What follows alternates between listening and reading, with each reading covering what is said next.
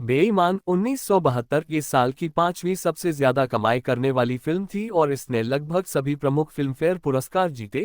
सर्वश्रेष्ठ फिल्म, सर्वश्रेष्ठ अभिनेता मनोज कुमार, सर्वश्रेष्ठ निर्देशक सोहनलाल कंवर, सर्वश्रेष्ठ संगीतकार शंकर जयकिशन, सर्वश्रेष्ठ पार्श्वगायक मुकेश, सर्वश्रेष्ठ गीतकार वर्मा मलिक और सर्वश्रेष्ठ सहायक अभिनेता प्राण ने पाकीज़ा के सदाबहार संगीत की जगह शंकर जयकिशन को ये पुरस्कार मिलने के विरोध में ये पुरस्कार ठुकरा दिया।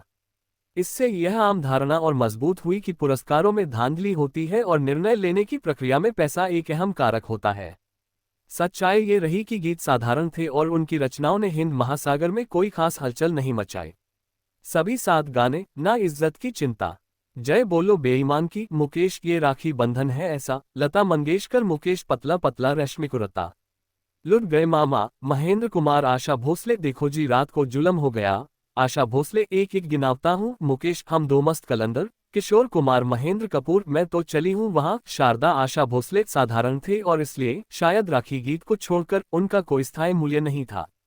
इस ब्लॉकबस्टर में मनोज कुमार एक चाबी काटने वाले की भूमिका निभाते हैं जिसे ठगा जाता है और शहर के डाकुओं के एक समूह की मदद करने के लिए एक नकली हत्या में फंसाया जाता है।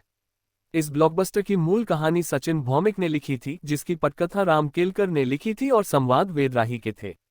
उस दौर की उनकी कई भारत फिल्मों की तरह इस फिल्म में भी कम से कम उन दृश्यों में जिनमें वे मुख्य भूमिका में थे, चरित्र कलाकारों के चयन, कैमरा प्लेसमेंट और एक्शन दृश्यों में शॉर्ट ब्रेकडाउन में उनका अदृश्य हाथ साफ दिखाई देता है। हालांकि फिल्म नगर बैनर तले बनी इस फिल्म का निर्देशन सोहनलाल कंवर को दिया गया था।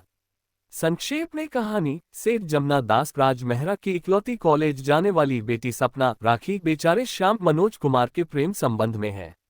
उसे मनाने और डीआईजी गोपाल दास प्रेमनाथ के इकलौते बेटे दीपक प्रेम चोपड़ा से शादी के लिए राजी करने में असफल रहने पर वह प्रेमियों की शादी कराने के लिए राजी हो जाता है।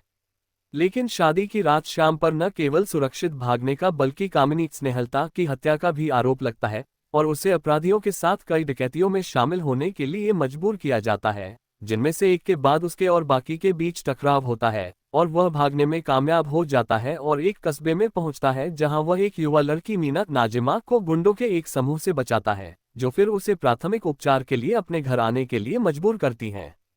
मीना एक ईमानदार पुलिस वाले कांस्टेबल राम सिंह प्राण की बेटी है। निरंतरता के झटकों के बावजूद अब सारा एक्शन, हत्या, बलात्कार, सोने की तस्करी और किरदार खुद को एक ही शहर में पाते हैं और वासनालु दीपक जमुना दास के साथ मिलकर सभी गैरकानूनी गतिविधियों का सरगना है। भले ही डीआईजी गोपाल दास ईमानदारी के साक्षात प्रतिरूप हैं। तेजी से बदलते परिदृश्य में पुराने प्रेमी फिर से मिल जाते हैं। फ्लैशबैक में गाने और नाच शुरू हो जाते हैं। श्याम मोहन को पता चलता है कि कामिनी जीवित है। कुछ हाथापाई के बाद उसे गिरफ्तार कर लिया जाता है। राम सिंह को सब इंस्पेक्टर के रूप में पदोन्नत किया जाता है, लेकिन दीपक जमुना दास के सोने की खेप को रोकने के लिए पीछा करते हुए वह पूर्व की गोली का शिकार हो जाता है। डीआईजी गोपाल दास अपराधी को गिरफ्तार करवाने की कसम खाते हुए पूरे सम्मान के साथ उसका अंतिम संस्कार करवाते हैं।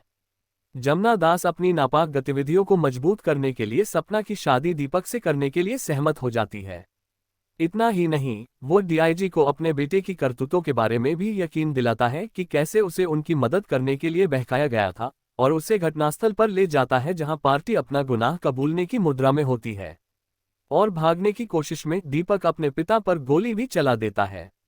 अभिनय के लिहाज से प्राण बेहतरीन है। प्रेमनाथ थोड़े संक्षिप्त किरदार में थोड़े शांत है। प्रेम चोपड़ा खलनायकी में अपने विशिष्ट अभिनय को मानक पूर्णता के साथ निभाते हैं। तीनों महिलाओं के अभिनय की गुंजाइश सीमित है, जबकि मनोज कुमार ज्यादातर दृश्यों में अपने पारंपरिक अंदाज में ही नजर आते हैं। ज्यादातर सामने वाले दृश्यों की बजाय चेहरे के भावों में और कॉलेज छात्रा के रोमांटिक दृश्यों में अजीब लगते हैं। गुलशन बावरा के पास बस एक ही दृश्य है और मुराद, ओपी कोहली, ब्रह्म बरद्वाज, हर एक के पास शायद 3.5 दृश्य है। संपादक के रूप में नंद कुमार और छायाकार के रूप में रार्धू कर्माकर एक सामान्य मनोरंजक फिल्म में अपनी कला का प्रदर्शन बमुश्किल ही कर पाते हैं। कहानी पसंद आए तो हमारे चैनल को लाइक सब्सक्राइब जरूर करें।